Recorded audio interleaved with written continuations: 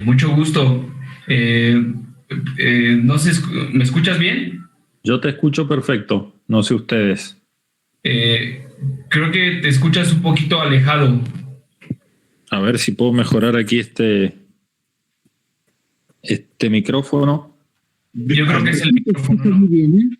Ahí, Hasta acá te escuchan muy bien los dos. perfecto. Bueno, me alegro. Ok, muy bien. Eh, bueno, la dinámica es un poco la siguiente, ¿no? Pues como acordamos, la idea es hacer tu presentación, bueno, tu presentación, ¿no? Y después vamos a dar tiempo a una serie de preguntas, comentarios a partir del texto que nos enviaste, ¿no? Y de la exposición. Y bueno, yo creo que también de algunas preguntas que seguramente tendrán o comentarios que seguramente tendrán eh, los que están asistiendo al seminario, ¿no? Y que seguramente a partir de la lectura que han hecho de algunos de tus textos, seguramente, ¿no? Y, y pues bueno, de toda esta producción, sobre todo los últimos dos compilados que hiciste, ¿no? Que editó Claxo, Muy bien, después del fallecimiento del profesor Héctor Alimonda, parece. Eh, correcto. Muy bien, pues nos avisas, Edgar. No te escuché, Oscar, discúlpame el final. Ah, sí, nada más estamos esperando la indicación de la persona que nos está apoyando en la transmisión en vivo para iniciar con tu presentación, con la Ok. presentación del seminario y ya después arrancamos con tu exposición. ¿Tienes alguna duda para presentar no sé, tus láminas? Podría probar, me gustaría probar si funciona el sistema para compartir la pantalla. Bien. A ver si puedo probar ahora cómo funciona esto. La pantalla.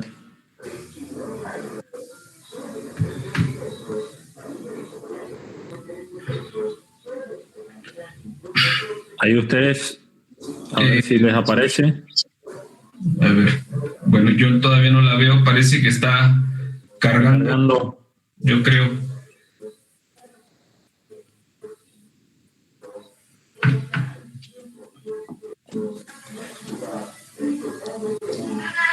A ver, ¿Consiguen verla? no, aún no, No, aún no. porque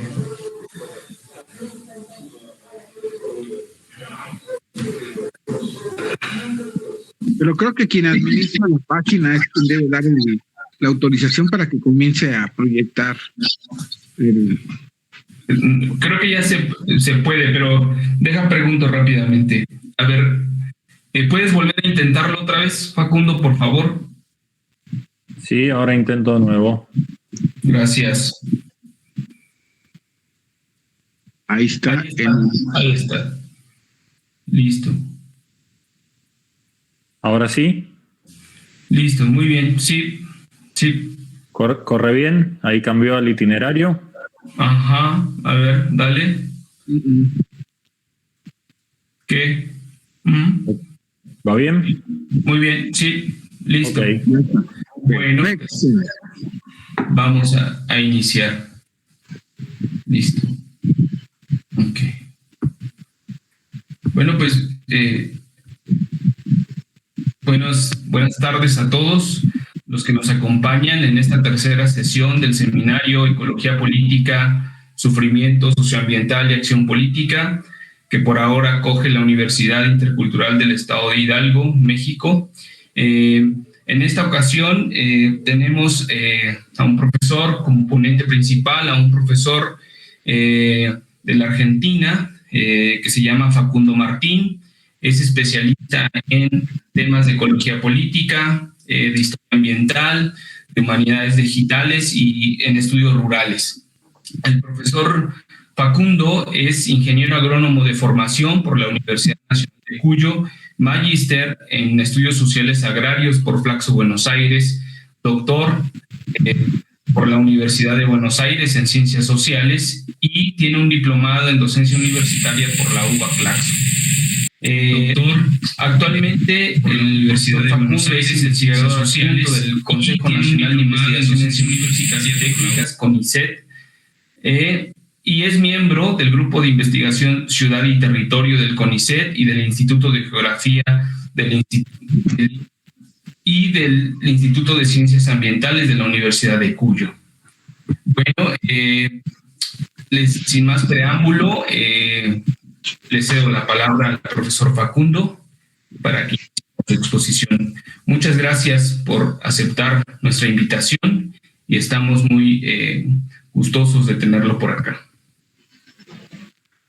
Bueno, muchísimas gracias, Oscar. Un saludo y un abrazo fraterno en este contexto tan complejo y crítico para toda la humanidad. Entonces, un saludo a todas y a todos ustedes, miembros de este seminario. La verdad que siempre es una alegría poder compartir y aún más en esta etapa, digamos, en este momento donde el uso de estas herramientas virtuales también han devenido imprescindibles, así que de alguna manera podemos también mantener diálogos y sentirnos un poco cerca a pesar de todo lo que estamos viviendo. Entonces voy a compartir la pantalla con ustedes. Antes de esto quisiera simplemente hacer algunas reservas, digamos, sobre el corte de la presentación. Yo entiendo que ustedes están en la tercera jornada de este seminario.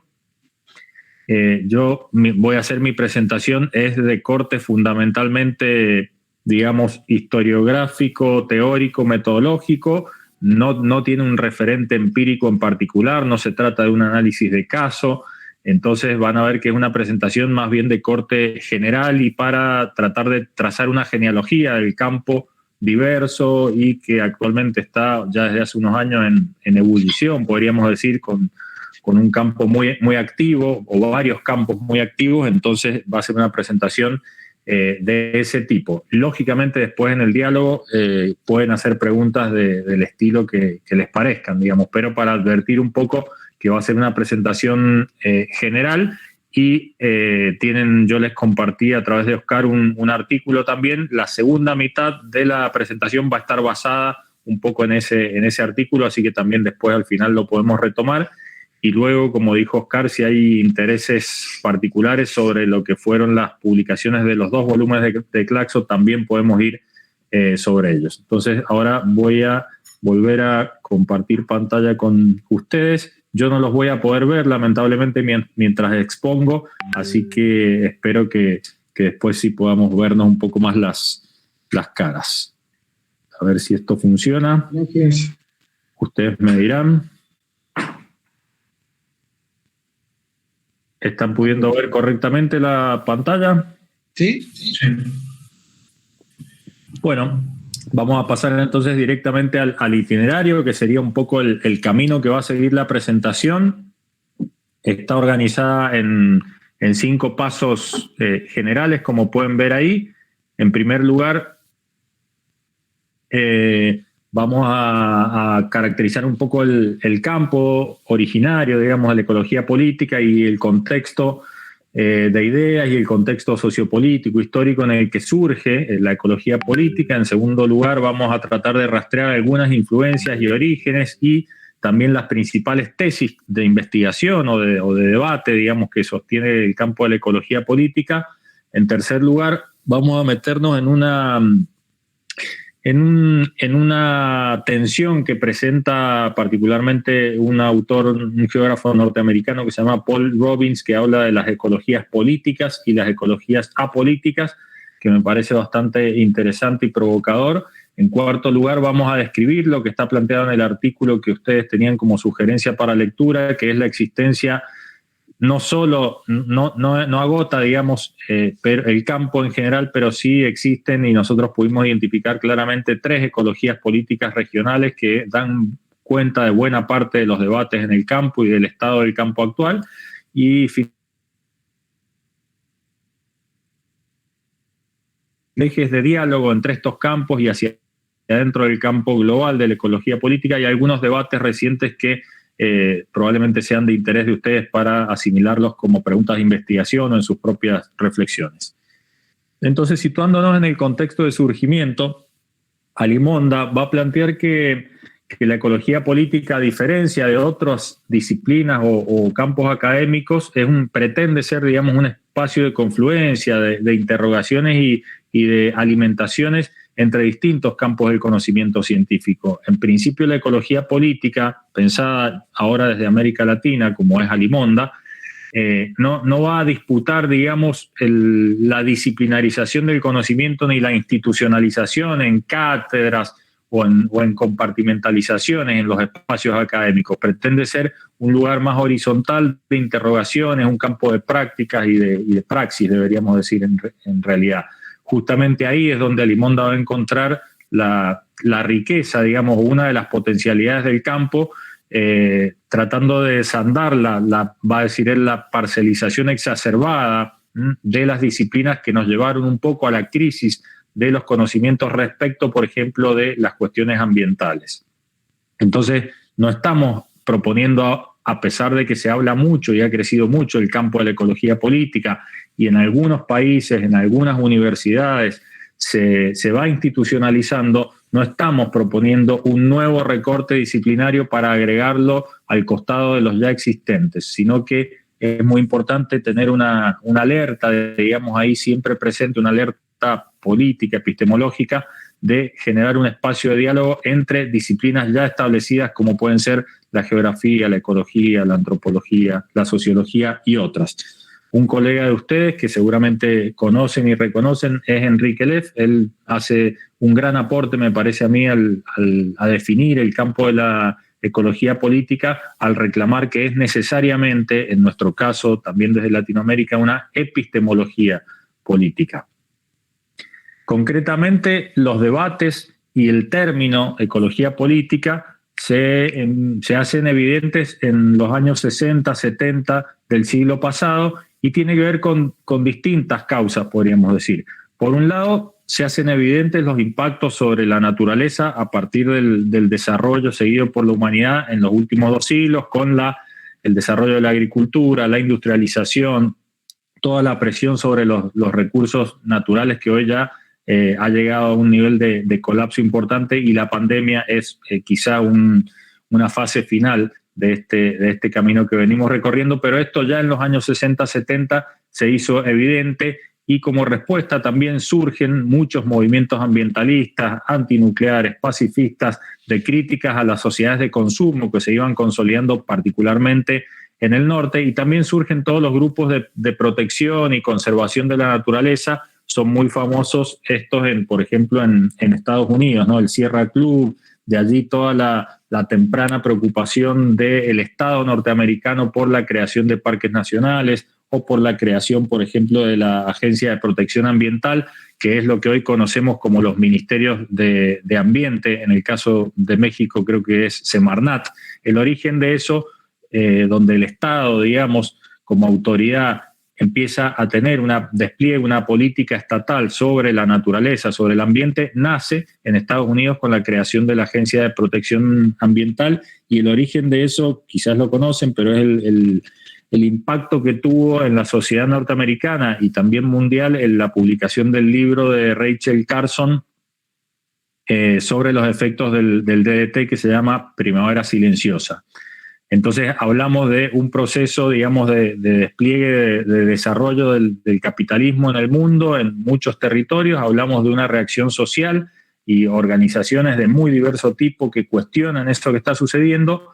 Es diferente un poco en el sur del mundo cómo se organizan estos movimientos. Piensen ustedes que estamos hablando acá de los movimientos que en esa época eran de liberación nacional. Entonces había más una crítica dura a la dependencia económica y política en todo caso, pero no había tanta atención en principio a la preocupación por la naturaleza desde el sur. Sí va a existir tempranamente esto que Joan Martínez Alier llama el ecologismo de los pobres, o sea, como que existirían alrededor del mundo distintos tipos de ecologismo, que tendrían características particulares. Y él dice que en el sur global existió y existe lo que él llama el ecologismo de los pobres, que son las luchas y las reivindicaciones de los pueblos del sur, que aunque no se reconocen como ecologistas en sus discursos, son en la práctica luchas y reivindicaciones y disputas ecologistas. Otra lectura respecto del surgimiento problemático del campo de la ecología política es la que tiene James O'Connor. Quizás también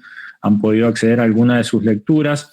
Él tiene un libro muy interesante que es donde plantea esto, que se llama Causas Naturales, y él, como digamos una persona que adquiere o buscó explorar en las raíces del problema a partir de una perspectiva marxista, va a sostener esta hipótesis de una transición de la primera contradicción del capital hacia la segunda.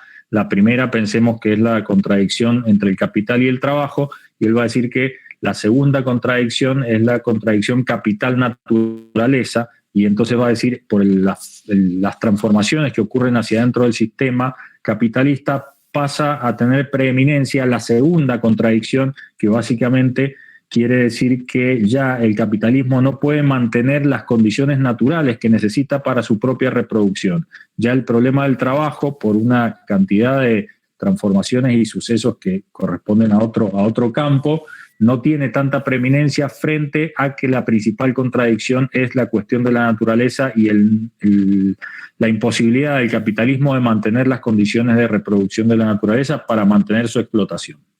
Esas son un poco algunas diversas interpretaciones respecto de por qué en ese momento histórico y en esos lugares aparece el problema ambiental como un problema de primera instancia.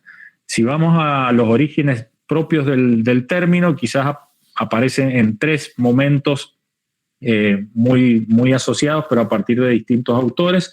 Uno es este personaje que fue protagonista del Mayo francés, este alemán que tenía un perfil más bien periodístico y escribe en 1974 un artículo que discute muy fuertemente la mirada conservadora que había sobre la problemática ecológica en Europa, y él utiliza el término ecología política en ese momento y en ese artículo.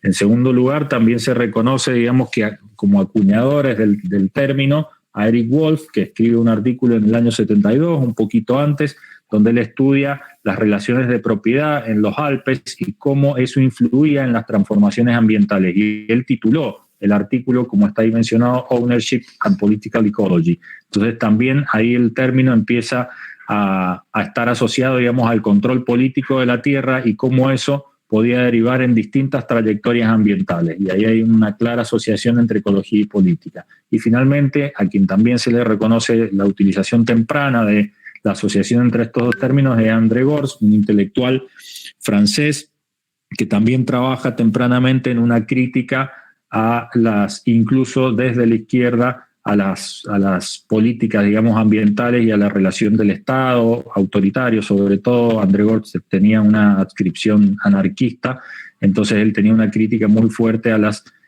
políticas ambientales y al desarrollo del capitalismo en general. Acá me parece interesante plantear un núcleo problemático que es el papel de la ecología. Vamos a todo el tiempo tratar de balancear un poco o tensionar, digamos, las dos partes del término ecología política. En este caso quiero llamarles la atención porque al inicio hay muchos debates en el campo de la ecología política que tienen que ver con un poco desarrollar todo un aparato crítico sobre la ecología cultural y la antropología ecológica, que vienen del campo de la ecología, de la biología, de las ciencias de los sistemas. Y entonces están todo ese desarrollo conceptual que probablemente ustedes conozcan de nicho ecológico, ecotopo, adaptación. Ahora ha vuelto muy fuertemente la cuestión de la adaptación al cambio climático. Esas formas de pensar la adaptación humana, la adaptación de los entes vivos a un sistema, las nociones de equilibrio, ¿no?, de causa-efecto. Bueno, todo ese es un aparato de pensamiento desarrollado en la biología, en la ecología, que después se transporta de alguna manera a los sistemas sociales y hoy diríamos a los sistemas socioecológicos. Bueno, la ecología política en sus inicios va a tratar de desandar ese camino y cuestionar esos paradigmas de comprensión del mundo por ser funcionales, y entonces va a desplegar ahí todo el otro aparato crítico que viene más desde la economía política fuertemente, después del postestructuralismo, pero en los inicios se critica a esos paradigmas desde la economía política. Por eso ahí aparece toda la cuestión de las teorías del desarrollo, las teorías del subdesarrollo, de la economía de la dependencia, la cuestión agraria y el papel que jugaba la penetración del capitalismo, en particular en la agricultura, ¿no? Entonces lo que se quiere plantear finalmente es que no existe un orden ecológico ni una adaptación trascendente más allá de las relaciones, y en la medida en que la sociedad va avanzando y desplegando mucha potencia, mucha energía y mucha fuerza sobre los sistemas naturales. Entonces esas analogías que se pretendían hacer desde los sistemas ecológicos y biológicos a los sistemas sociales van a ser fuertemente desmontadas, y entonces se va a plantear que la degradación ambiental debe ser comprendida entonces como un problema político. Ahora estaríamos pasando al segundo o al tercer punto ya, que es el de las dos ecologías apolíticas que yo les había mencionado de Paul Robbins. Paul Robbins ya lo vamos a conocer más adelante, les voy a mostrar una foto y uno de sus libros más conocidos, pero él básicamente va a plantear que si tenemos que llamar como ecología política a un determinado campo o a una perspectiva, es porque del otro lado existen ecologías pretendidamente apolíticas, ¿no? Entonces él va a decir que una de las tareas, de las funciones, de los desafíos de la ecología política es justamente desmontar y develar cuáles son esas ecologías pretendidamente apolíticas. Y él va a decir que existen dos narrativas de ecología apolítica fundamentales. Una de esas narrativas es la de la ecoescasez, también es un tema súper abundante, ¿no?, en la discusión del campo de la ecología política y también de la economía. Esto básicamente lleva a las discusiones de que, vieron la teoría económica básica, podríamos decir, sostiene que los bienes son escasos, por lo tanto de lo que se trata es de una discusión de la distribución. Bueno, entonces la narrativa de la ecoescasez va a operar, digamos, en términos políticos como una justificación para, digamos, sostener el statu quo, sostener o justificar las diferencias sociales, justificar la pobreza, ¿no? Ese lugar común que ya existe, por ejemplo, de decir que, bueno, que siempre hubo pobres, entonces, y que eso está asociado a que la riqueza es finita y por lo tanto la atribución para unos y para otros depende de otros procesos que no son, hay como una especie de naturalización. Entonces, en la medida en que este fundamento de la escasez de la naturaleza, ¿no?, de donde el acceso a los bienes de la naturaleza son escasos, conlleva implicancias políticas, y eso es lo que hay que criticar fuertemente, va a decir Paul Robbins. En segundo lugar, la segunda narrativa muy potente y que también pretende ser apolítica, va a decir Paul Robbins, que es la de la modernización. Y nosotros en Latinoamérica la hemos vivido y la seguimos experimentando en la medida en que se plantea en los paradigmas de desarrollo que hay que transitar ciertos caminos y las sociedades tienen que pasar por estadios de modernización que tienen que ver básicamente con alcanzar la eficiencia económica, ¿no? Toda la discusión de la tecnología, de la innovación, de que las formas de producción campesina son anacrónicas, entonces los campesinos tienen que modernizarse, pero tienen que modernizarse en un sentido que ya está preestablecido por otros, y que en todo caso las fallas y los problemas de subdesarrollo que existen en nuestros países no se deben a que la teoría falló o a que el sistema es de por sí injusto, sino que hay una inadecuada aplicación de las técnicas en tal o cual sistema productivo, por ejemplo, tratando de pensar algún ejemplo más particular. Entonces, Paul Robbins va a sostener todo el tiempo que la ecología política tiene que funcionar como un hacha para desmontar estas narrativas que pretenden ser apolíticas y fundamentan el avance, digamos, de el control desigual de la naturaleza, el acceso desigual, la degradación ambiental por parte de los sistemas productivos dominantes o convencionales. Esto lo voy a pasar muy rápido, pero solo para quienes les interese, se los dejo planteado. Él también hace una indagación, cuando digo él, es el mismo Paul Robbins, hace una indagación quizás mucho más profunda y más fina de esta que yo hice al inicio, del contexto de surgimiento, y él trata de buscar algunas raíces mucho más lejos en el tiempo y en los espacios que han alimentado un poco el campo actual de la ecología política. Entonces hace una lectura muy interesante de los movimientos anarquistas, después va, por ejemplo, hasta las investigaciones de Humboldt y sus viajes por Sudamérica particularmente para entender algunas conexiones. También menciona el pragmatismo ambiental crítico, que son los orígenes del conservacionismo en Estados Unidos, que les mencioné, sobre todo con John Perkins Marsh y otros que fueron los que promovieron la fundación de los primeros parques nacionales allá. Bueno, también entonces pasa por una serie de corrientes y de experiencias históricas que para él son raíces profundas de la ecología política. Es un camino muy largo, lo dejo ahí mencionado para quien le interese, después podemos volver o les indico bien dónde continuarlo. Hay 3 supuestos que están conectados, que un poco estructuran el campo, digamos, o la narrativa general de la ecología política. El primero tiene que ver con que los costos y los beneficios ambientales derivados del cambio, de las transformaciones ambientales, son siempre, o casi siempre podríamos decir, distribuidos de forma desigual. Por lo tanto, en la transformación ambiental también hay o implica o está implicada una alteración de las relaciones de poder entre los actores. Y por lo tanto, en general, los resultados de las investigaciones en ecología política revelan también que ha habido ganadores y ha habido perdedores en esta transformación ambiental, que muchas veces puede ser narrada hegemónicamente como un progreso, pero cuando vamos a las cuentas o a los lados ocultos, digamos, de esto, hay ganadores y hay perdedores de esos procesos de cambio, de transformación ambiental. Y finalmente, uno de los el tercer eje, digamos, que estructura de alguna manera el campo, tiene que ver más con una innovación o un imperativo metodológico que tiene que ver con la cuestión de las escalas, y es comprender las transformaciones ambientales, las reacciones sociopolíticas y el control de los recursos naturales en distintas escalas, no solo a nivel local, no solo a nivel estatal del Estado-Nación, que ha sido un recorte muy propio de la historia, y no es la única escala pertinente para entender esto, ni tampoco la global, ahora que todo parece ser mirado a nivel del planeta, de la Tierra, de Gaia, ¿no? Entonces no hay una sola escala, sino que hay que tratar de entender las diversas escalas y de hecho las relaciones que existen entre una y otra escala y los procesos de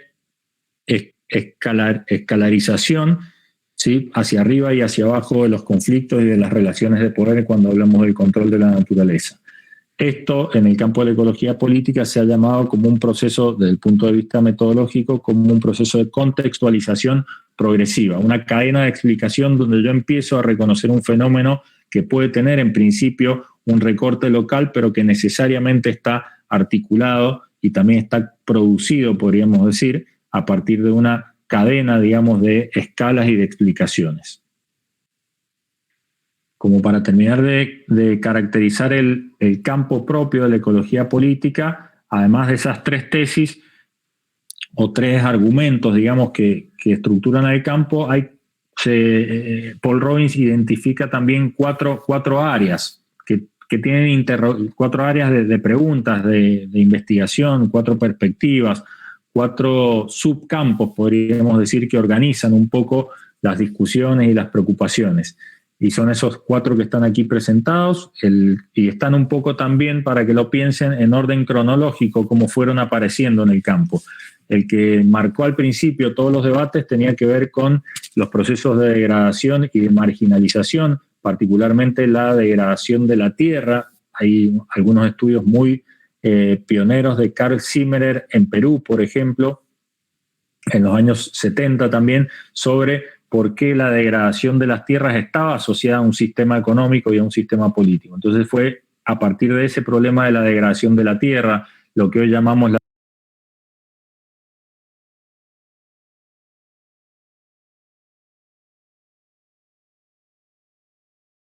se llama el libro, que está como inscripto en el campo de la historia ambiental, pero puede ser hoy leído perfectamente desde una ecología política histórica, que explica la relación entre los cambios demográficos y la llegada de las ovejas al Valle de México. Es muy recomendable si no lo han visto. En segundo lugar aparece el área, digamos, de estudios y las preocupaciones por los conflictos ambientales, que han terminado de alguna manera, podemos después discutirlo, pero han terminado aglutinando de alguna manera, al menos en el caso latinoamericano, la mayoría de la atención. Eso es porque los conflictos han ido increciendo desde hace muchísimas décadas y parte de la característica de la ecología política latinoamericana es la conflictividad ambiental. Pero en otros casos, como ya vamos a ver cuando describamos las 3 ecologías políticas, existen otras áreas de mucha preocupación y estudios muy buenos y muy interesantes que tienen que ver con todas las políticas de conservación y control, que aquí no se han dado tanto en Latinoamérica, pero sí son muy fuertes en Estados Unidos y en Europa, también un poco en Asia. Y finalmente, el campo quizás más reciente, que está asociado también al segundo de la conflictividad ambiental, pero que tiene que ver con los cambios en las ciencias sociales en general, que es la preocupación por los movimientos sociales y las identidades en relación al ambiente, cómo el ambiente pasa a ser también un marcador de identidades. Cada uno de estos campos, como ven ahí, tiene preguntas diferentes y tienen relevancia y buscan explicar diferentes aspectos de la gran y diversa cuestión ambiental. Bueno, algo que también es evidente y ya lo habíamos adelantado es que el campo de la ecología política no tiene una sola ciencia o disciplina que un poco lo estructure. Según su ubicación geográfica en el mundo, hay más preeminencia de una o de otra disciplina. Por ejemplo, en el caso norteamericano hay mucha potencia desde la geografía y la antropología, pero en otros casos es diferente. En Latinoamérica podríamos pensar la influencia de la historia ambiental, de la economía ecológica, de la sociología incluso. Entonces es un campo que pretende ser, como dijimos al inicio, interdisciplinario. Hay una caja de herramientas posible.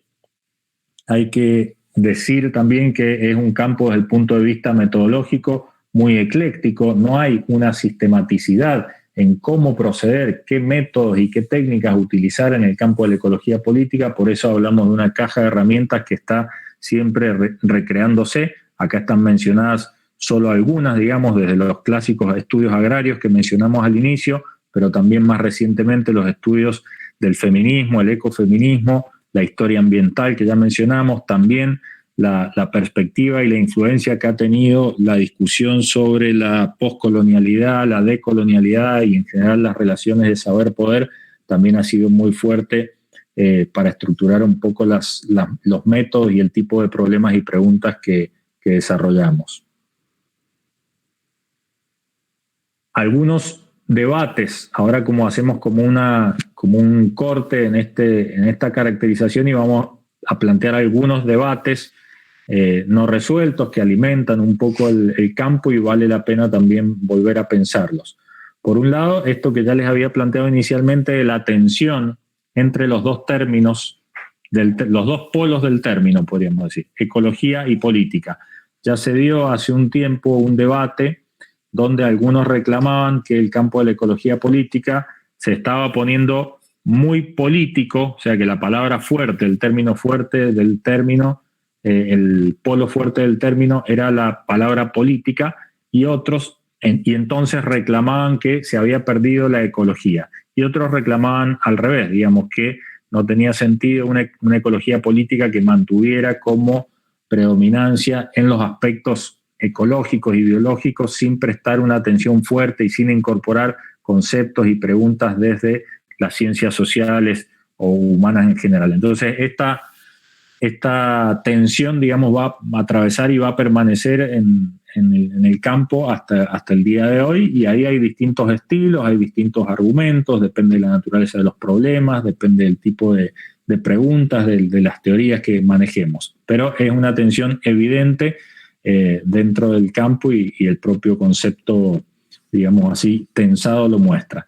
Después se dio también un debate que parece interesante y ya a esta altura también parece estar superado, que es la discusión de que la ecología política del norte nace estudiando al sur, o sea, nace como si fuera tercermundista. Los principales libros, particularmente en Estados Unidos, que influyeron la consolidación del campo, como les dije, por ejemplo, Carl Zimmerer venía a estudiar la producción de la papa y la desigualdad que provocaba eso en Perú, por ejemplo, y así hay estudios fundacionales sobre Brasil, sobre Colombia, sobre México, como les mencioné, el libro de Elinor Melville. Entonces eran académicos del norte que venían a estudiar el sur y a denunciar, como académicos críticos, a denunciar las injusticias que estaban aconteciendo en el sur del mundo. Pero después el campo siguió evolucionando, cambiando, complejizándose y aparecieron problemas de naturaleza de ecología política también en el primer mundo, sobre todo vinculados a problemas de contaminación ambiental, que hoy entenderíamos como problemas de contaminación. Entonces ahí hubo una segunda vuelta, pero es importante también entonces una tensión, un juego que hay, una dialéctica, podríamos decir, entre las ecologías políticas del primer y del tercer mundo. También hay alguna tensión que se puede equiparar un poco a la anterior entre una predominancia rural de los primeros estudios y lo que ahora va emergiendo cada vez con más claridad como una ecología política urbana. Ya mencionamos también los temas de la colonialidad y la descolonialidad, que es una perspectiva desde Latinoamérica y que discute, digamos, con los paradigmas de la colonialidad que se han desplegado desde el norte. También hay una tensión hacia adentro y que caracteriza a unos y otros campos, que es si la ecología política busca ser académica o institucionalizarse de alguna manera, o si está más asociada a los movimientos, las comunidades, los territorios, el activismo en general. Eso también es un campo o un eje, digamos, problemático que hace que el campo de la ecología política sea diverso, haya debates y haya tensiones. Ya les mencioné la metáfora del hacha y la semilla que decía Paul Robbins. La ecología política, en tanto hacha, sirve como aparato crítico para denunciar y dar cuenta de los males que provoca, podríamos decir, el capitalismo sobre la naturaleza y los territorios, y la ecología política, pensada como semilla, sería cuando se utiliza para promover alternativas en términos generales, no solo o no tanto para criticar, sino para sembrar futuros y alternativas diferentes. Y después está la cuestión de los métodos, que ya las mencionamos, que se podrán imaginar que en este mar de tensiones, los métodos de tensiones y de intereses, los métodos que se utilizan son muy, muy diversos. Si quieren, acá hacemos una pausita de 2 minutos, tomo un poquito de agua y ya seguimos con algunos contornos de estas 3 ecologías políticas.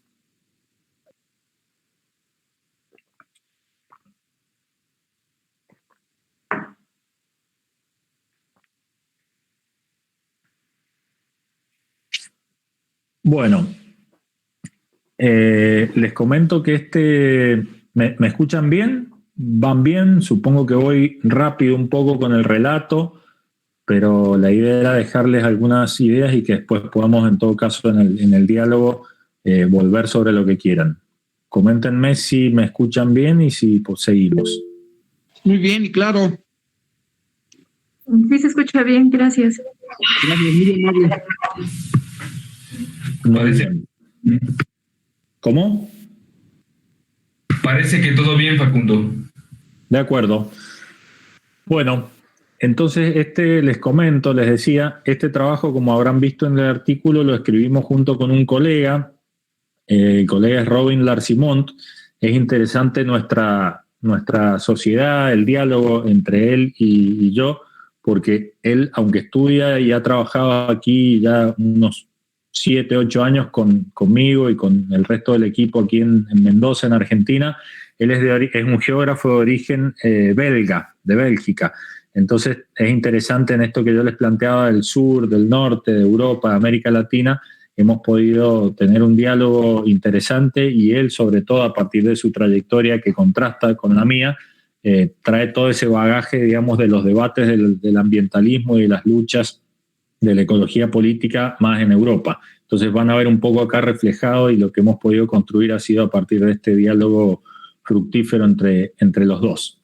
Esto ya lo empezamos a pensar nosotros en el año 2013, presentamos un trabajo en París en 2014 y finalmente salió publicado como artículo en 2016.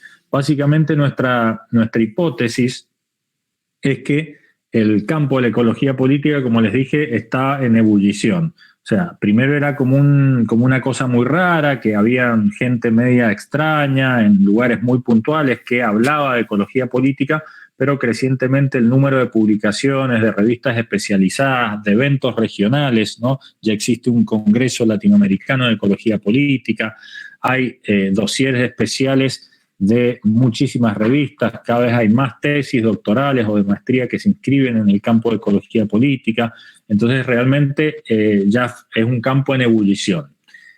Entonces nosotros vemos, aunque eso es muy interesante, vemos a la vez que existe algo así como un archipiélago, eso quiere decir como islas, ¿no? Un conjunto de islas, y que no se comunican mucho entre una isla con otra. Y vemos algunas diferencias, contrastes y desconexiones que sería importante, en primer lugar, hacerlas visibles y después cuestionarlas para poder trascender, porque creemos que desde el punto de vista de la investigación, siempre una investigación interesada e imbricada con lo político, con lo territorial, tiene que cuestionarse y vigilarse, digamos, epistemológica y metodológicamente, lejos de tener una mirada complaciente sobre lo que hacemos, aunque tenga mucho compromiso político, debemos mantener una mirada crítica.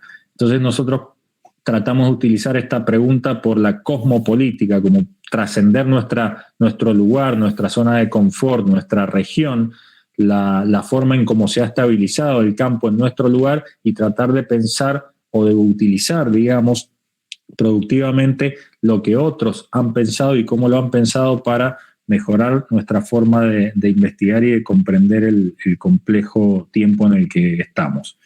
Entonces vamos a repasar muy rápidamente las 3 ecologías políticas, ya llevamos unos 30 minutos, mi idea era no pasar de los 45.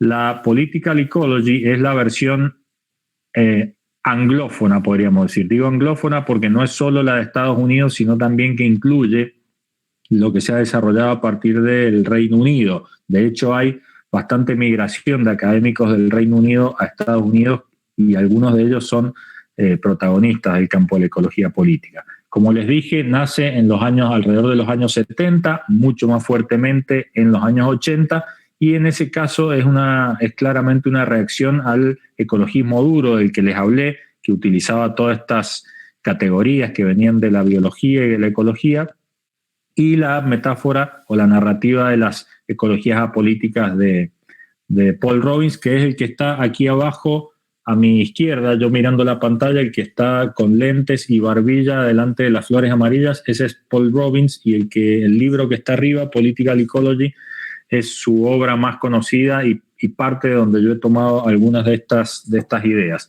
Como les comentaba, entonces la versión anglo de la ecología política estuvo en los inicios muy influenciada por el estructuralismo económico, ¿no? La economía política de la agricultura, podríamos decir, las teorías de la dependencia, y en un segundo momento, a partir de los años 90, entra muy fuerte, como en buena parte del campo de las ciencias sociales en el mundo, el postestructuralismo asociado a las lecturas y a las recepciones diversas también de los trabajos de Michel Foucault.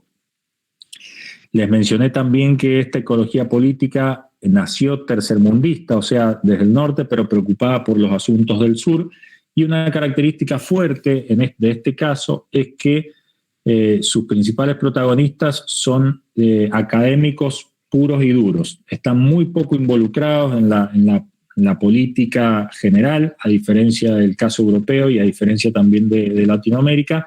Son académicos, muchos de ellos geógrafos, algunos antropólogos, están estrictamente en la academia y desde allí han desarrollado el campo y por lo tanto podríamos decir o podríamos entender que la ecología política anglófona está bastante institucionalizada, con lo bueno y lo malo que eso puede tener.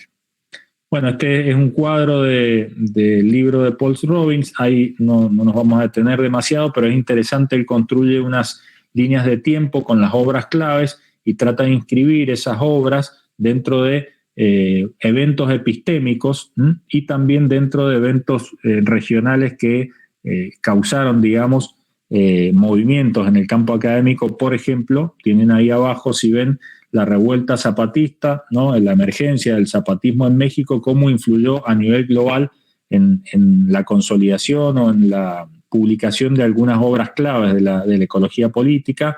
Lo mismo pueden ver otros eventos epistémicos y otras, por ejemplo, los trabajos de Bruno Latour, que ya lo vamos a ver porque es un personaje del campo de la ecología política francesa. Entonces hay algunas obras y algunos eventos históricos que influyeron en el campo de la ecología política, y él hace un esfuerzo por dar cuenta de esta genealogía. Para quienes les interese, se los recomiendo porque también es una forma sintética de acceder a las bibliografías claves, ¿no?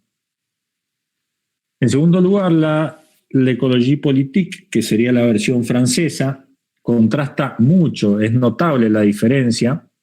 En primer lugar, hay una diferencia o una causa, digamos, de esta diferencia, que es por la propia cuestión idiomática. Los franceses, hasta hace muy poquitos años, no leían a los americanos, y los americanos no leían a los franceses, ¿no? Entonces, esa es una característica muy fuerte y que para nosotros debilita el campo de la ecología política por la falta de lecturas y de interpelaciones cruzadas. En el caso de la versión francesa, es un campo mucho menos consolidado, mucho menos consolidado desde el punto de vista académico institucional, pero a la vez es un campo, por contraste, más vasto, menos coherente, como dice ahí, muy ecléctico. Por ejemplo, la ecología política anglófona,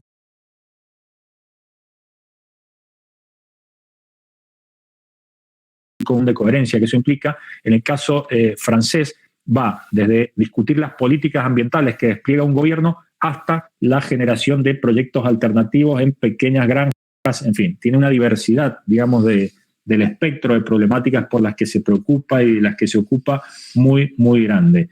Tal es así que Latour, que es el que está arriba a la derecha, y abajo están algunas de sus obras, es el de lentes que está arriba a la derecha.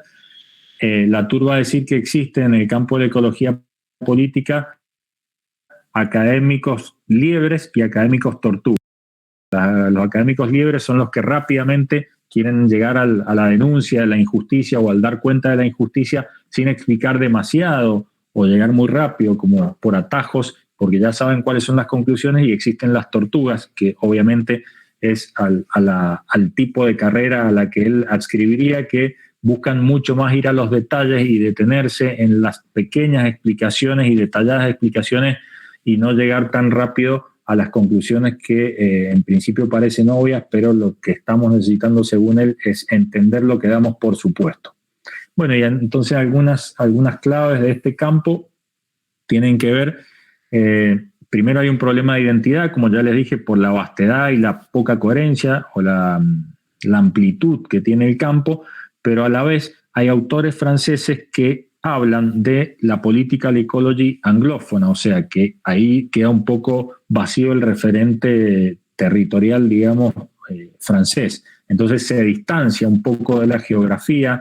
En el caso de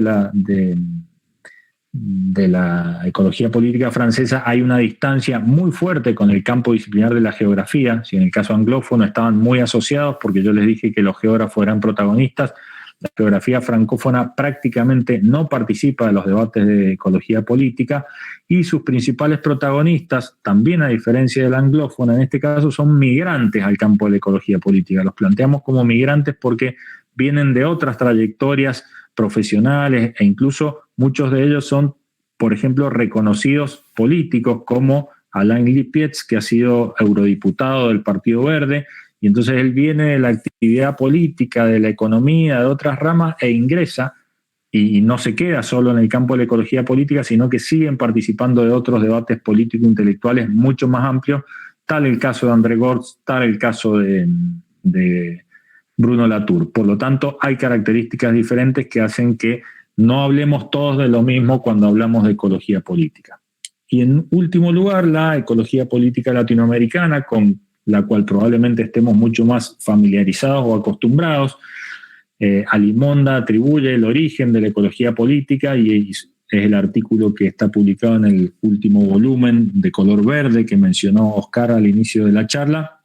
Él va a asociar el origen de la ecología política latinoamericana al cruce entre la larga tradición del pensamiento crítico latinoamericano y la resistencia y la conflictividad territorial creciente que se da en América Latina a partir de la presión global sobre los recursos naturales. Una característica muy fuerte es que la ecología política no se plantea como un lugar académico, no se plantea como un lugar de discusión solamente de las políticas ambientales que despliega el gobierno, sino reivindica un lugar de enunciación, o sea, una posición geohistórica vinculada a los debates por o en torno a lo que se ha llamado la colonización de la naturaleza. De allí también su estrecha asociación, en el caso latinoamericano, con la historia ambiental, con la epistemología que mencionábamos de Enrique Leff.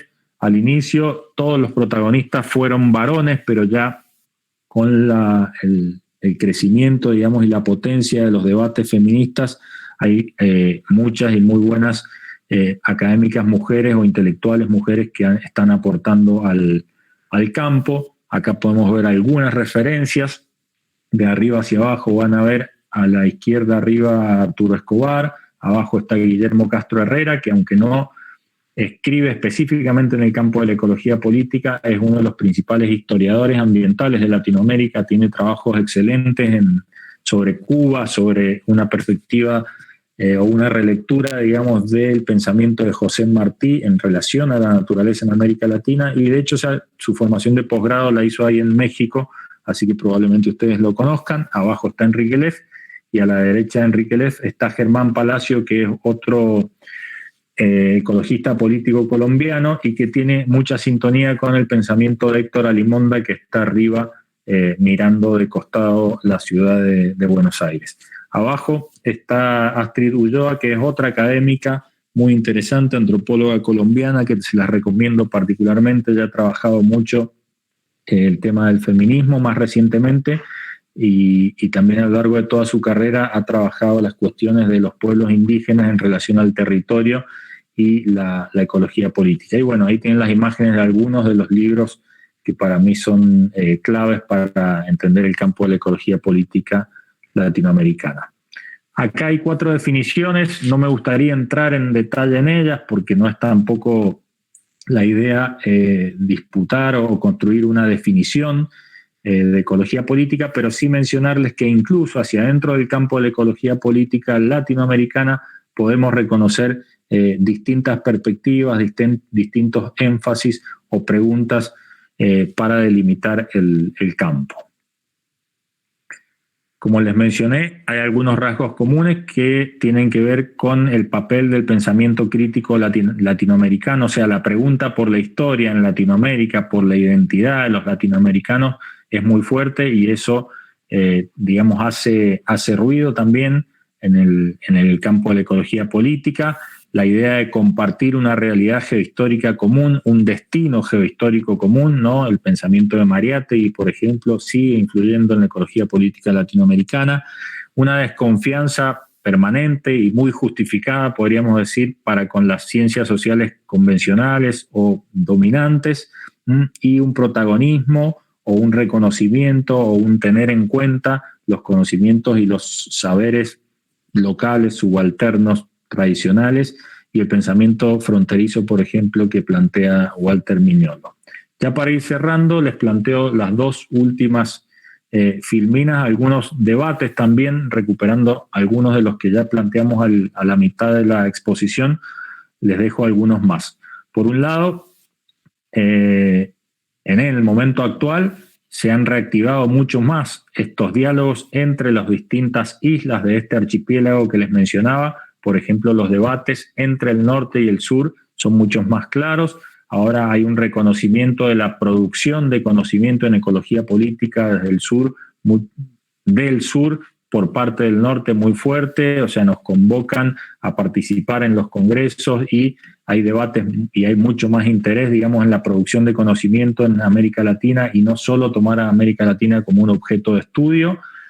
También se han reactivado los diálogos entre Europa y América Latina a partir del cruce entre la ecología política francesa y la anglófona, y por lo tanto la difusión de un campo llamado Political Ecology, así en inglés, en el campo, en la Academia Francesa también se está dando, y también, como les mencioné, no solo existen estas 3 ecologías políticas que nosotros damos cuenta en este artículo, sino que evidentemente existen otras fuertemente en la India, con todo el grupo de los estudios subalternos. Ha habido estudios muy potentes ahí que han ido para el campo de la ecología política, y también en África fuertemente en los últimos años se están desarrollando lecturas también de la ecología política que podrían llegar a configurar nuevos espacios, digamos, con características originales. Todas las transformaciones del agro, la urbanización acelerada de China y de otros países de Asia también están provocando perspectivas muy originales y probablemente un enriquecimiento del campo en general.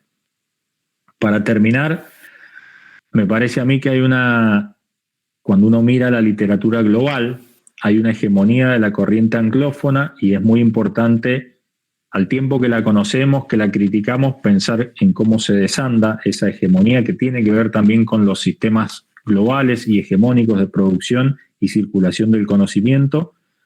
¿Es posible, como pregunta, aprender desde el sur? Ahí vale la pena también una polémica que no sé si ustedes tuvieron la oportunidad de un debate, digamos, que se dio entre Eduardo Gudinas, que es un ecologista político uruguayo muy conocido en Latinoamérica, con David Harvey, que es un geógrafo crítico que también ha aportado mucho al campo de la ecología política. Una invitación a identificar problemáticas de interés común en los distintos campos, en los distintos territorios, para poder investigarlas comparativamente, relacionalmente. Como ya dijimos, el papel de la circulación, de las traducciones, del manejo de las lenguas, de las hegemonías, de los lenguajes, particularmente del inglés, pero probablemente del chino en tiempo breve, hacen que tengamos que estar atentos a eso, y sobre todo pensar las interdependencias y las transiciones, tanto en el campo de los estudios, de la investigación e incluso de la formación, como es en el caso de ustedes, a la par de transiciones muy fuertes como la que estamos viviendo ahora a partir de esta pandemia global, ¿no? Bueno, dejo por aquí. Me pasé 3 minutos de la expectativa. Bueno, espero entonces atento a sus reflexiones, sus críticas, sus preguntas y al diálogo. Muchas gracias. Bueno, pues muchas gracias, Facundo, por la presentación. Bueno, ahora damos paso a la serie de preguntas, comentarios, opiniones. Para ello, solo pues nada más les pido, por favor, que prendieran su micrófono o alzaran la mano. ¿Nos pueden decir, por favor, quiénes son? De dónde vienen, dónde están trabajando, dónde están estudiando y bueno, qué hacen, ¿no? Un poco para amenizar acá la charla, ¿no? Entonces, pues, adelante. Adán, y disculpa, ¿cuánto tiempo hay para esto de las preguntas y el diálogo? Pues 3 minutos va en general. En general, 30 minutos, en general unos 30 minutos. ¿Te parece bien, Facundo? Perfecto. 30 minutos y de tu intervención o su intervención unos 3 minutos, más o menos. Pues si me permiten. Bueno, yo soy Óscar Molina, soy compañero de trabajo del tocayo, Óscar Castillo. Es decir, soy profesor de la Universidad Intercultural aquí en la Sierra Oriente del estado de Hidalgo, que es la región central de México. Y yo soy biólogo de formación y colaboro aquí en la universidad, sobre todo en la licenciatura de Desarrollo Sustentable. Bueno, y creo que eso sería suficiente, ¿no? Como para tener una idea de lo que hago. Y son tres ideas que quisiera compartir aquí con el grupo. La primera, pues, es agradecer la presentación.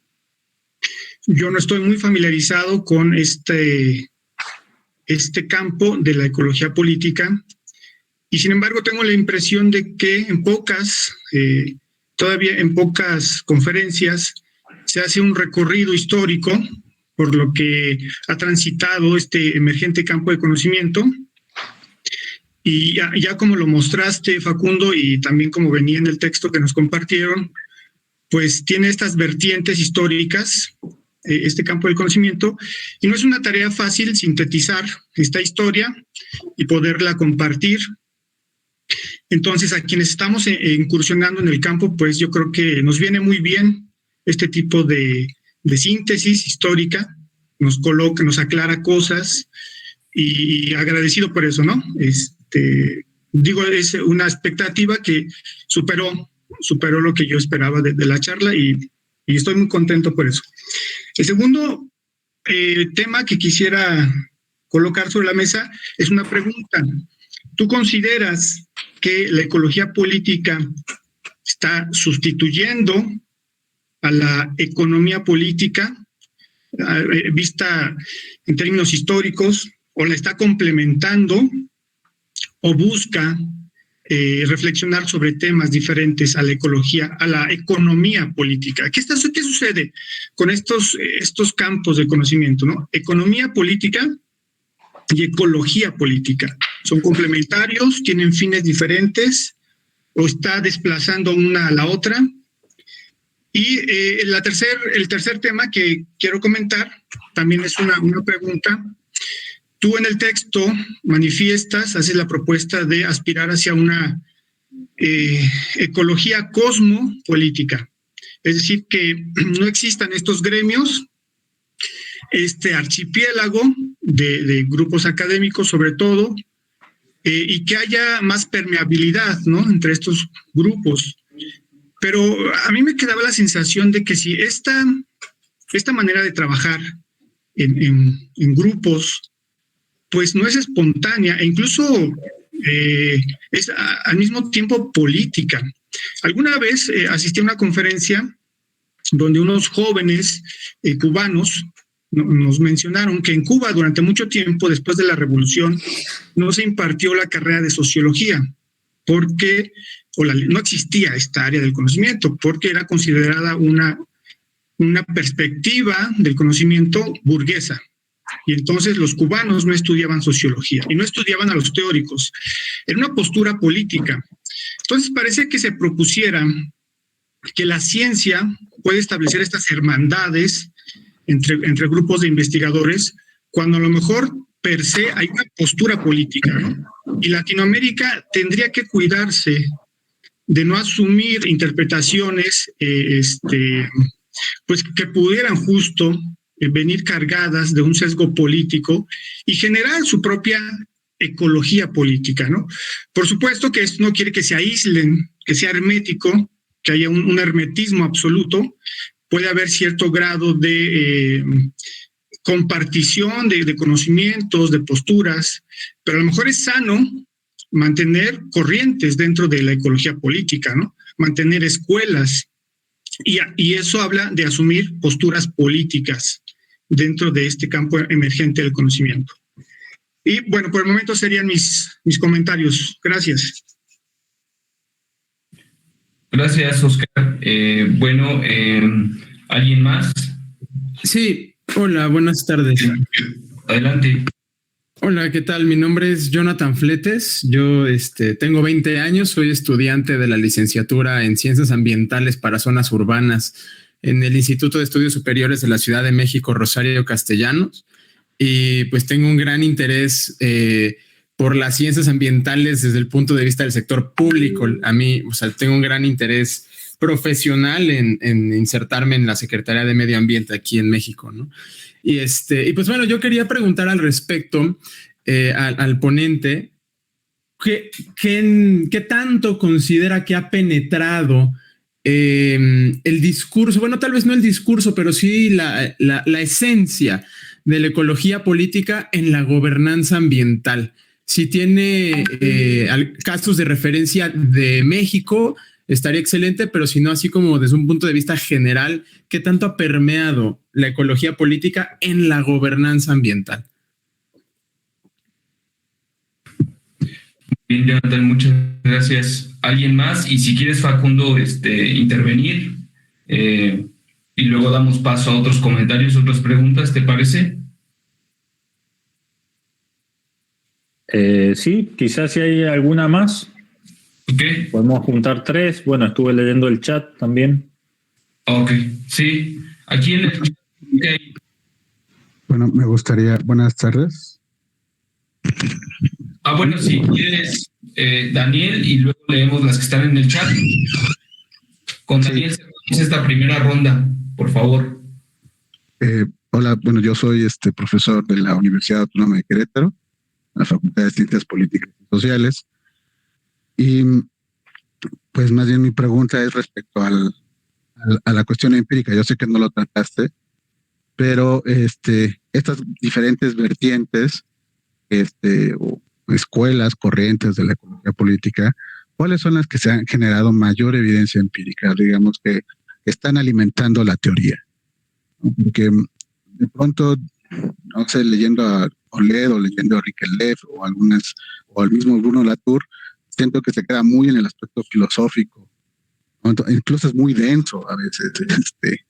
Literatura de la ecología política es densa, no te permite ver con claridad qué es lo que tendrías que observar. Evidentemente, la gran narrativa te habla de la contraposición entre el modelo de acumulación y la vida, ¿no? Si la vida en sociedad va a ser sigue siendo posible con este modelo de acumulación, ¿no?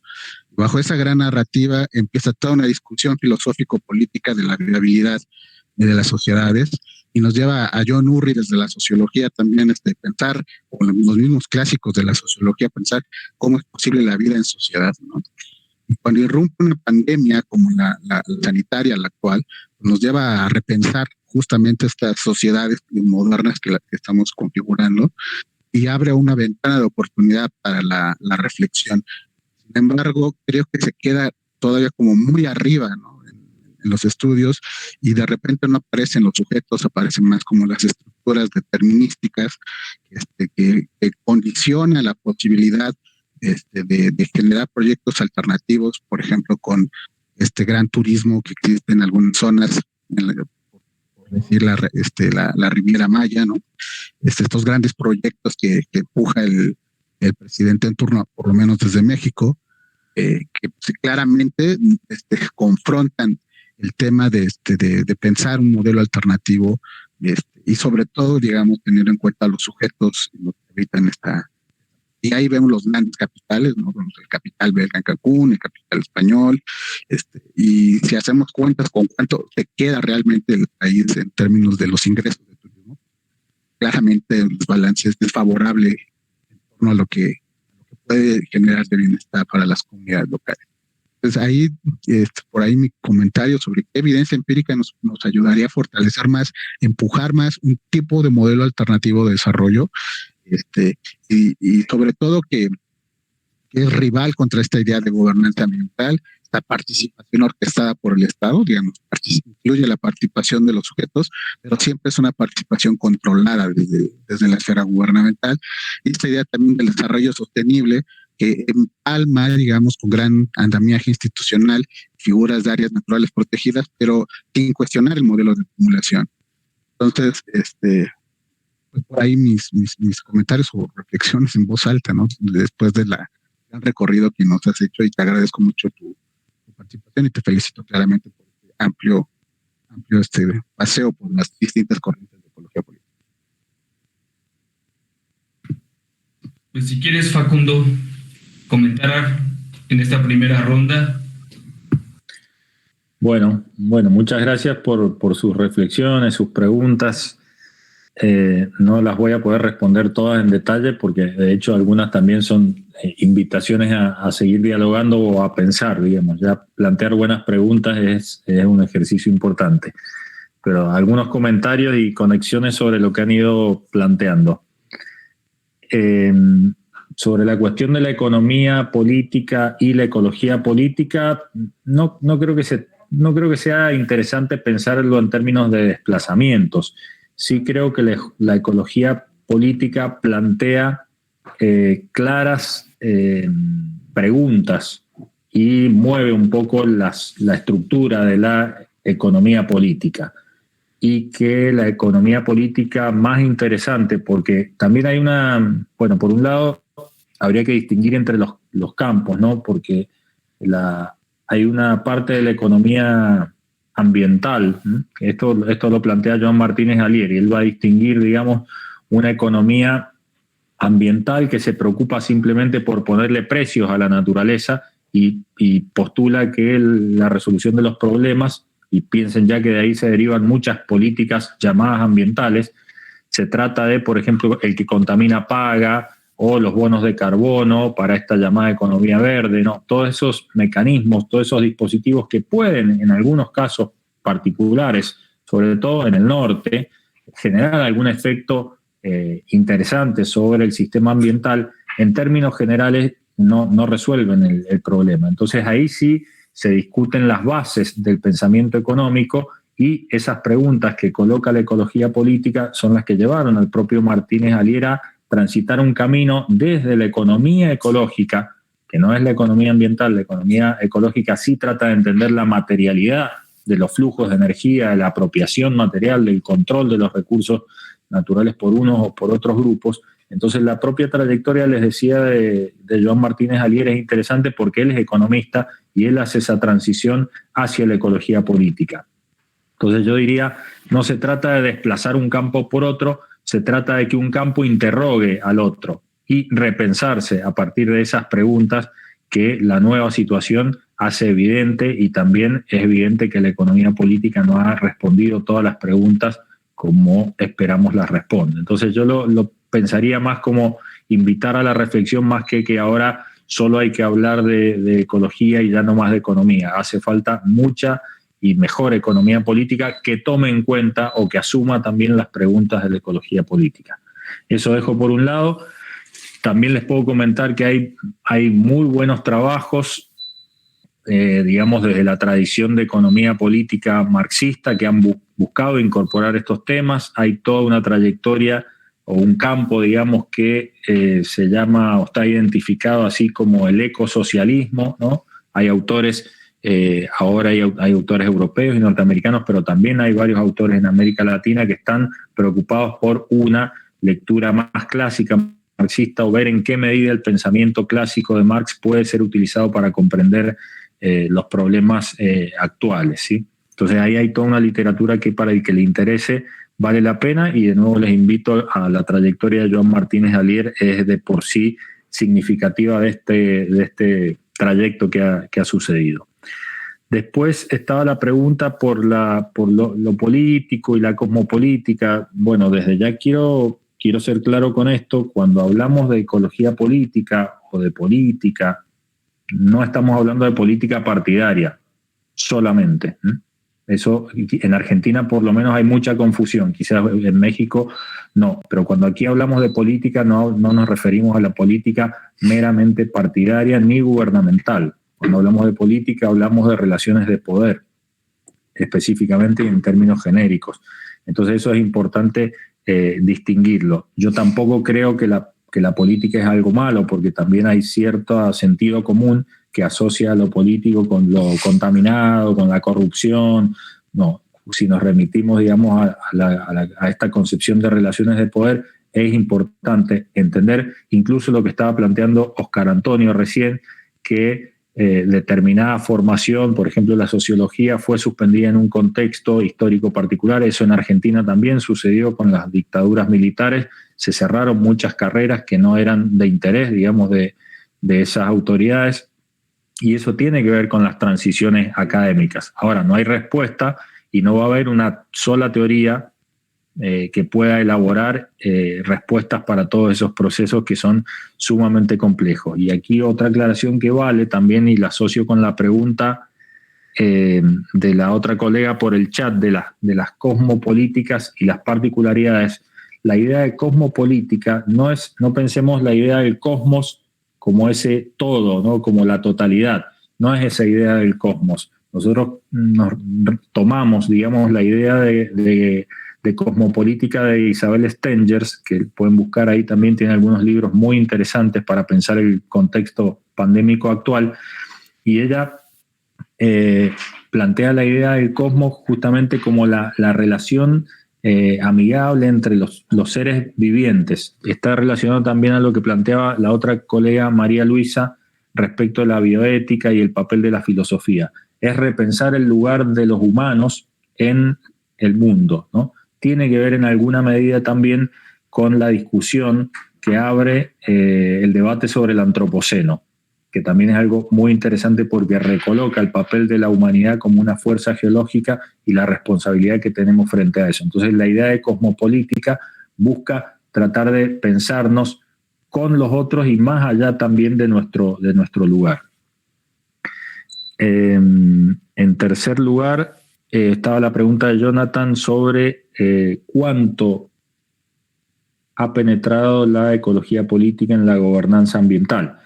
Bueno, también ahí hay respuestas diversas, pero yo diría que el caso mexicano, no sé si lo han discutido o si lo van a discutir en alguna sesión, pero me parece muy interesante, al menos las noticias que llegan y lo que podemos llegar a comprender desde lejos de lo que está pasando en México, aunque seguramente están pasando muchas cosas, es interesante. Solo decir que el saliente secretario del Semarnat, Víctor Toledo, es un referente del campo de la ecología política. Él viene de una de las vertientes de la ecología política, pero es a nivel latinoamericano y más allá, yo diría, muy reconocido como un referente de la ecología política.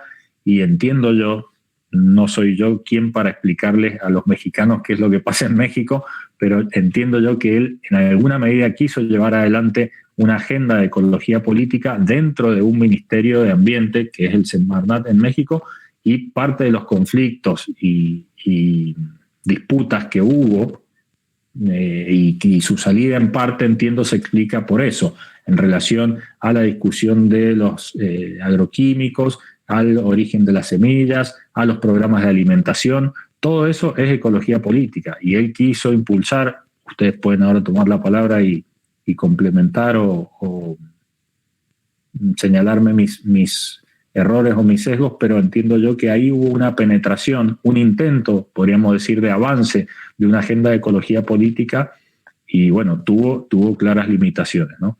Puedo explicarles casos de Argentina que son mucho menos interesantes que lo que ha acontecido en México, ¿no? Y después, a ver si aporto algunas cosas más. El colega que preguntaba sobre la cuestión de los estudios empíricos y los aportes a las teorías abstractas. Bueno, me parece que la gran virtud de la ecología política, aunque están estos referentes grandes teóricos que yo les presenté, el gran aporte de la ecología política es la acumulación de evidencia, ¿no? Los miles y miles de casos de estudio que con más o menos rigurosidad confirman la insustentabilidad de las formas de producción y las formas de vivir, las formas de consumo, las formas de distribución de los alimentos, de la economía, de la industria, todo eso. Entonces, si hay alguna virtud ahí es que la evidencia se ha generado masivamente en todo el sur global. América Latina es impresionante, entonces hay muchísimos estudios empíricos que confirman esto que él señalaba. Y eso es el gran aporte de la ecología política, que puso a los casos de estudio como la gran herramienta para entender, ¿no? Entonces ahí hay una acumulación empírica muy fuerte. Después nosotros sostenemos un poco en el artículo provocativamente que sería interesante tratar de sistematizar toda esa producción de evidencia desde la mirada latinoamericana, porque nosotros entendemos que falta teoría latinoamericana de la ecología política, ¿sí? Bueno, y dejo por ahí para promover también el diálogo y otras preguntas. Ok, gracias Facundo. ¿Alguien más? Hola. Hola, buenas tardes, Paola. Hola, buenas tardes. Mi nombre es Paola Bautista Jiménez. Soy estudiante de la Universidad Intercultural del Estado de Hidalgo. Y pues bueno, el primer comentario es agradecerle por tan enriquecedora plática. Y quisiera pasar con una pregunta. Bueno, leyendo el texto que nos compartieron, surge en mí una duda y es la siguiente. ¿Cómo se podría desregionalizar la ecología sin tener roces con el Estado? O bueno, más bien si esto es posible. Gracias. Gracias. ¿Alguien más? ¿No? Ok.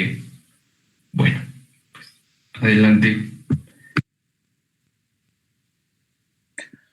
Bueno, Paola, muchas gracias por la pregunta. Ahí hay en el artículo nosotros planteamos algunas pistas para desregionalizar, ¿no? Justamente, en principio decirte que nosotros caracterizamos los campos desde el punto de vista académico, digamos, los campos académicos de la ecología política, que en el caso de Latinoamérica, por cierto, es el menos institucionalizado y el más vinculado a los movimientos, a la conflictividad territorial, al activismo, a las organizaciones locales, a las organizaciones comunitarias, ¿no? Eso es una característica muy fuerte.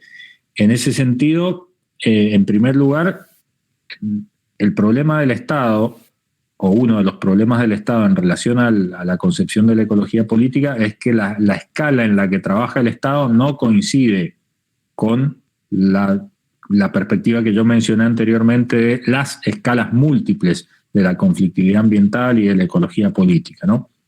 Entonces, no sé si tú estás pensando solo el Estado a nivel nacional, federal, porque también existen las otras escalas, pero en todo caso habría que diferenciar, por un lado, si estamos pensando en desregionalizar las formas de pensar la ecología política, que es un poco lo que nosotros estábamos cuestionando, y otra cosa sería cómo, de alguna manera, las distintas escalas de actuación del Estado construyen problemáticas ambientales, que eso también es evidente.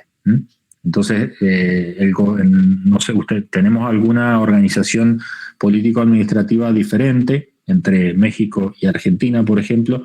Pero en nuestro caso, por ejemplo, los gobernadores, que son las autoridades de los estados federados, tienen mucho poder y los recursos naturales están en manos de esas provincias que llamamos aquí, ¿no? Como ustedes llaman los estados, aquí les llamamos provincias. Entonces, en este caso, las autoridades estatales tienen mucho poder sobre los recursos naturales de las provincias. En México entiendo que son de control federal. Entonces eso de alguna manera configura una escala de gestión, de gobierno, de control. Y evidentemente configura también problemáticas ambientales diferentes, ¿no? Pero creo que habría que distinguir si estamos pensando en un campo académico, en un campo de conocimiento, de un campo de, digamos, el transcurrir o el devenir social, territorial y político cotidiano. Yo quisiera también hacer otra pregunta, si es posible. Sí, adelante. Gracias. Bueno, yo también en algún momento, hace un par de años, me había puesto a leer acerca de este tema de la ecología política y entonces me quedé con una pregunta que hasta la fecha me resulta un poco difícil de responder y quisiera planteársela al ponente, y es ¿qué es lo que se debe hacer? ¿Ecologizar la política o politizar la ecología? O si es que si no se trata de una u otra, entonces ¿cuál sería ese como punto de equilibrio o ese punto de encuentro, de convergencia entre una y otra? Y bueno, perdón, si me lo permiten también una como opinión, un comentario.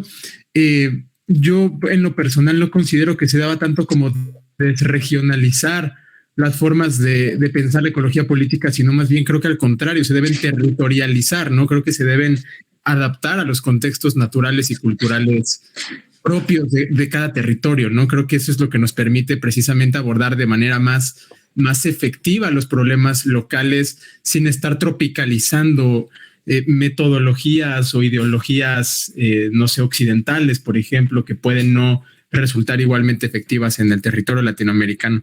Pero bueno, agradezco la pregunta y bueno, devuelvo la palabra al foro. Gracias. ¿Alguien más? ¿Otro comentario? ¿Pregunta?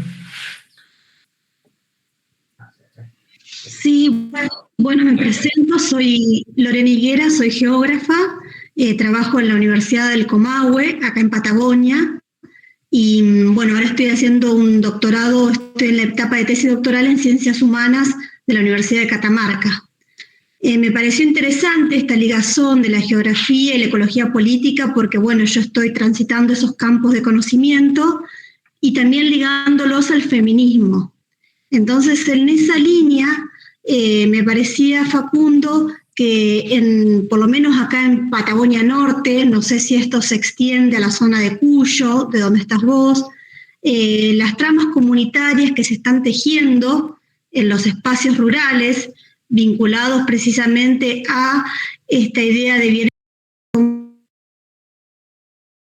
comunes y pensar en territorios más comunitarios, ¿sí? Como espacios de resistencia.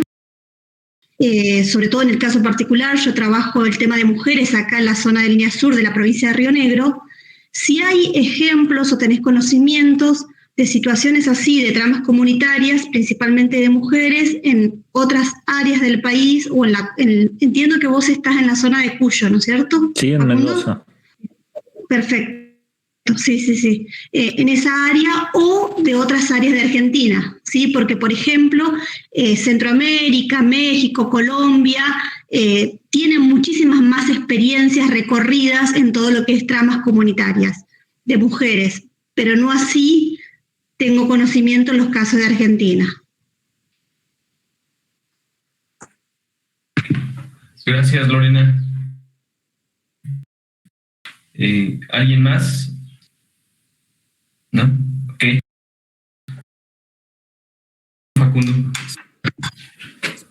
Bueno, muchas gracias. La pregunta del colega sobre si había que ecologizar la política o politizar la ecología, me parece que la respuesta es bastante evidente y es ambas. O sea, son los dos caminos que hay que transitar, ¿no? Es necesario, de hecho, si vamos a la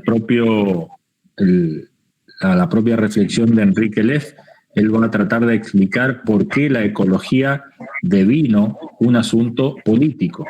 Y eso es politizar la ecología, ¿no? O comprender políticamente la ecología. También algo similar, desde otra trayectoria, va a llegar el propio Eric Swingedow, que es otro ecologista político del Reino Unido, y él también va a hablar de politizar la naturaleza, ¿no? Les recomiendo un trabajo excelente que se llama La naturaleza no existe, así de provocativo. El título del artículo es La naturaleza no existe. Está publicado en 2011 en una revista que se llama Urban, y pueden buscarlo, es de libre acceso y es muy interesante porque los dos plantean lo mismo, ¿no? Y plantean también vías y casos concretos, empíricos de luchas que lo que hacen es politizar la cuestión de la ecología que aparentemente no tiene nada que ver, digamos, con la política o con lo político. Y de hecho, el propio Eric Swingedow recurre a Rancière, ¿no?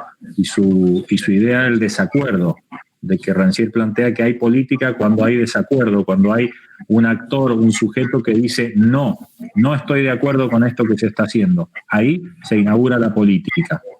Entonces, podemos entender que cualquier conflicto donde hay una comunidad, un sindicato, alguien que se para y que plantea un desacuerdo, se está politizando eso, en el buen sentido, ¿no?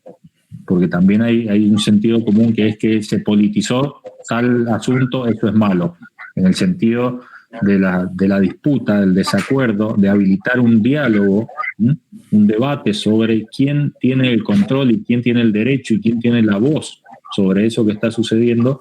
Hay una politización y eso es muy importante. Y a la vez podríamos pensar que también la ecologización, hay unos autores latinoamericanos más clásicos que hablan de la ambientalización de la política, pero ahí ya hablan de la ambientalización de la política sí en términos más gubernamentales o partidarios, porque para mantener los esquemas de gobernabilidad, para mantener la legitimidad, los actores sociales poderosos deben incorporar al menos discursivamente los problemas, la crisis ambiental y proponer soluciones y respuestas, efectivas o no, pero deben incorporarlo discursivamente. Por lo tanto, hay una ecologización, una ambientalización de las políticas en general, del Estado en general, de los partidos políticos, podríamos decir. Entonces también sucede eso, y también está lo que se ha llamado como el ambientalismo estratégico, podríamos decir, que muchos movimientos sociales, muchas comunidades utilizan tácticamente el argumento ambiental, porque ahora está muy legitimado incluso en el campo judicial, para retener control sobre un territorio desde una perspectiva más clásica podríamos decir, de economía política, ¿no? Yo reivindico algo en términos ambientales, pero lo que en realidad quiero es la tierra para producir y poder reproducir mi vida ahí. Y el tema ambiental es un asunto allá de la gente de la ciudad, de la gente que está preocupada por la contaminación. Pero si eso le sirve a una comunidad originaria, a una comunidad indígena, a un movimiento campesino para poder mantener el control clásico, digamos, sobre el territorio, bueno, bienvenido el uso del argumento ambiental. Entonces ahí ecología y política se terminan cruzando duramente, ¿no? Ahí les iba a mencionar el autor que trabaja la ambientalización de las políticas, es Sergio Leite López, que es brasilero. Sergio Leite López. López con S, no con Z. Y después la pregunta de la colega argentina, Lorena. Bueno, hay muchas experiencias, sí, no tienen quizá la potencia o la fortaleza que han tenido otras, pero se me ocurre en Argentina, por ejemplo, el cruce entre las fumigaciones por los cultivos de la soja, ¿no? Han generado algunos movimientos y algunas resistencias muy fuertes y que han sido protagonizados por mujeres. De ahí está, por un lado, las famosas madres del barrio Ituzaingó de Córdoba, que hay ya varios estudios que han analizado la trayectoria de ese movimiento. Son grupos de madres de un barrio que estaba pegado a campos de soja que eran fumigados y aumentaron notablemente los casos de cáncer en los niños, sobre todo, y entonces las madres se empezaron a organizar y se juntaron y se aliaron con los médicos de los pueblos fumigados, y se ha generado un movimiento ahí, digamos, de salud socioambiental y de resistencia muy, muy potente. En el caso de Chile también hay muchas experiencias de algunas organizaciones campesinas, Lorena, por ejemplo, Anamuri, que trabajan el tema de las mujeres como guardianas de las semillas, por haber sido las que están a cargo de lo doméstico y a cargo del hogar, son las que han resistido, digamos, la pérdida de esa erosión de saberes en torno a la soberanía alimentaria, y así hay casos por toda Latinoamérica muy, muy fuertes. Los pueblos indígenas y el papel de las mujeres en los pueblos indígenas, también en los grupos campesinos, donde los hombres son los que salen a trabajar y por lo tanto están más involucrados en el sistema de mercado capitalista, y las mujeres son las que quedan resistiendo. También es notable, en Argentina también fue muy conocido la resistencia de algunas productoras ya medianamente capitalizadas, que sus maridos estaban deprimidos porque la agricultura no iba para adelante, y ellas fueron las que asumieron la lucha frente al remate de los campos por parte del Estado y del acaparamiento de tierras en general. O sea que hay muchos trabajos, pero hay que buscarlos etnográficamente, Lorena.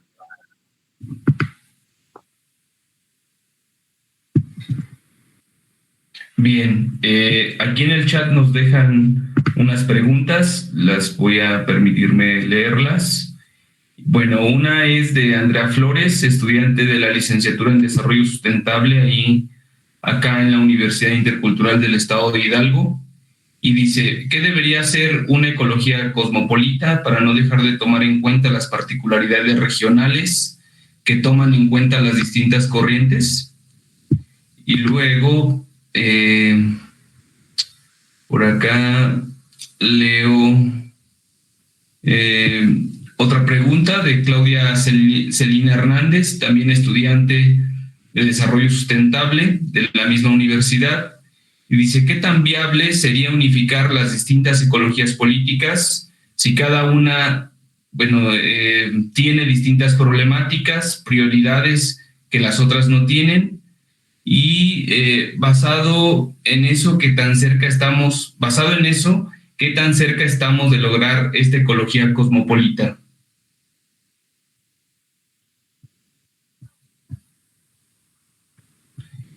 Y parece que Daniel también quiere hacer otra pregunta. Daniel Rojas.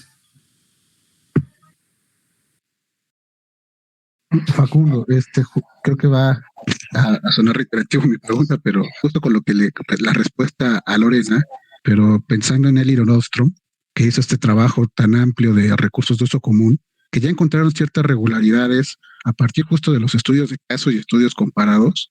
¿Qué faltaría, digamos, qué ocuparíamos para hacer un programa en el cual sistematizáramos estos hallazgos y pudiéramos pues generar un campo de conocimiento, no digo que igual como lo hizo este equipo del Elie Nostrum, pero sí de una manera tal que pues, como bien señalaste al final, ¿no? Buscar las investigaciones etnográficamente pues nos consume mucho tiempo individualmente.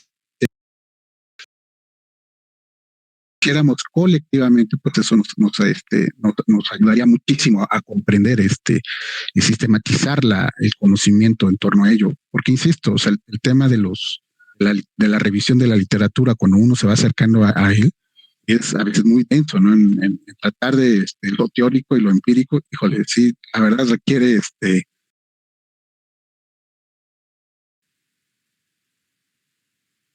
pues, obviamente implica más pues más desgaste de la misma, ¿no? Entonces, yo felicito a la gente que está haciendo este seminario, que ya es un camino, ¿no? También, para abonar a esta discusión y justo a sistematizar conocimiento.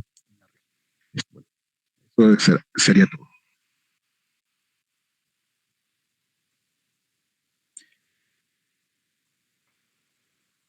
Y justamente, Daniel, de lo que se trata es de consumir menos energía, ¿no? No de gastar más energía.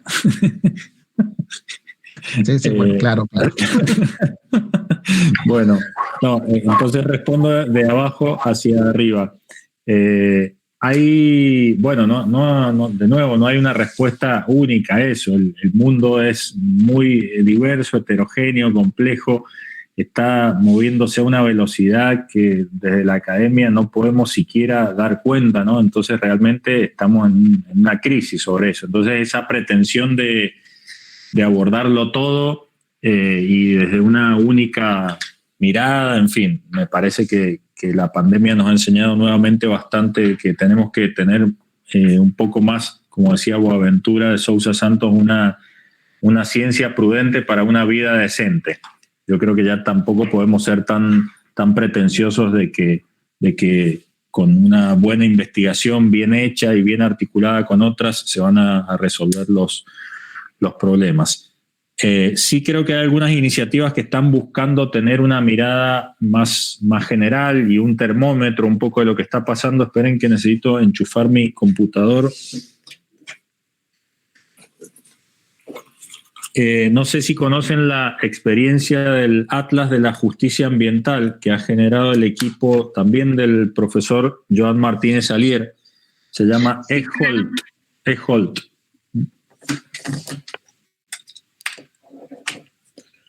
Bueno, ese atlas es muy interesante porque realmente va teniendo crecientemente una cobertura global y uno puede ver patrones de conflictividad, bueno, distintas informaciones que ellos van relevando y sistematizando. Lógicamente tiene las limitaciones de intentar poner en una plataforma compartida, pero de acceso abierto y también a la que se pueda alimentar desde distintos lugares una mirada, digamos, de casos, y acá juega un poco lo que es una preocupación de varios de ustedes que han preguntado. Ahí compartió Jonathan el link, muy interesante. Esta tensión entre las particularidades y los procesos globales o las preguntas globales, ¿no?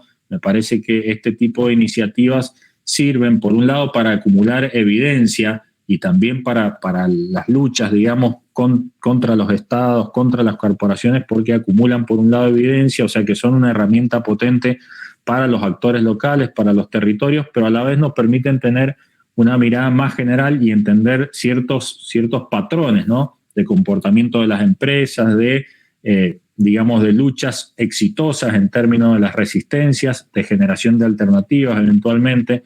Entonces, ese tipo de iniciativas me parece que valen la pena. Esta es una de las más conocidas, pero hay muchas otras que buscan mapear un poco la conflictividad, las resistencias. Hay como podríamos decir, como dos caras. Por un lado hay muchos mapeos que buscan dar cuenta de las resistencias y por otro lado hay mapeos que buscan dar cuenta de cómo los actores hegemónicos, las corporaciones, actúan en los territorios. Y las dos son importantes, como decíamos, el hacha y la semilla. Ahí también hay algunos colegas que están preguntando sobre la cuestión de las localidades, si no es importante mantener en realidad la regionalización para no adoptar teorías que no corresponden, en fin. Yo sobre eso simplemente digo dos cosas. Desde el punto de vista intelectual me parece que lejos de desconocer y de creer que las teorías que uno tiene y que el pensamiento que se produce en un lugar es el mejor, en realidad tenemos que tener un compromiso global con eso. Entonces hay muy buenos trabajos que se producen en Estados Unidos, hay muy malos trabajos que se producen en Estados Unidos y lo mismo sucede en nuestros países, en nuestros sistemas de conocimiento y en todos lados. Entonces tenemos que ser críticos y lo que nosotros proponemos no es unificar, homogeneizar y mucho menos adoptar teorías externas, sino es dialogar con esos otros casos, con esos otros actores, con esos otros procesos históricos, lejos de encerrarnos en el conocimiento de nuestro lugar, de nuestro estado, nuestra provincia, el caso que yo elijo, el conflicto, tratar de entender qué nos dicen, qué nos preguntan esas otras teorías, esas otras evidencias que se han generado en otros lugares. Y también yo considero que realmente por el estado de globalización en el que está el mundo, ahora en pausa un poco por la pandemia, pero realmente es difícil pensar que algún territorio en el mundo no está impactado por fenómenos y poderes que exceden esa escala local. Entonces, si nosotros no prestamos atención a quiénes son los actores que están tomando decisiones sobre ese territorio, aunque no estén en ese territorio, nos estamos perdiendo una parte de la película. Y es importante, entonces, entender la situación y el contexto local, pero esta transescalaridad a la que invita a pensar la ecología política me parece que es algo potente y valioso. Bueno, por ahí van un poco mis intentos ya a esta altura de respuestas. Muy bien, pues vamos cerrando. Si quieres, Facundo, un último comentario, una última pregunta. Por ahí Facundo nos proporcionó su dirección de correo electrónico. Si quieren seguir dialogando con él, yo espero que no haya ningún inconveniente. Pueden escribir a la dirección de correo electrónico del seminario y con gusto le enviamos la dirección de correo electrónico del profesor sin ningún problema.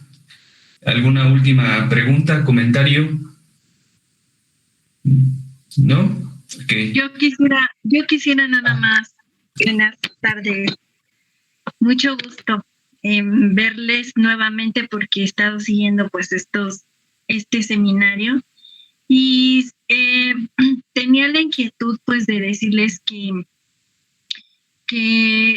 me parece que todavía tenemos muchas cosas que decir en el tema de ecología política, porque hemos transitado por muchas experiencias que hace falta sistematizar y que le podrían dar como un poco de contenido, de carnita, digamos, a esta cuestión de la ecología política.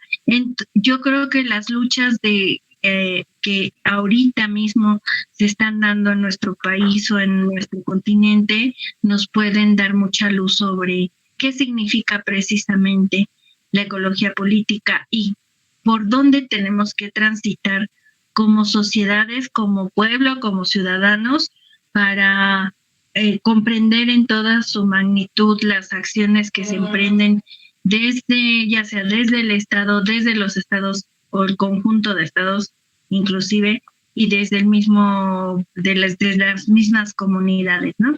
Entonces, en trabajo social trabajamos con comunidades Y, por ejemplo, la lucha por el maíz, ¿no? En contra de los transgénicos y eso. En las comunidades, aún en las urbanas, todavía está presente nuestra cultura de maíz. Y representa pues una bandera en muchos casos, en todos los casos que tiene pues sus seguidores, jala.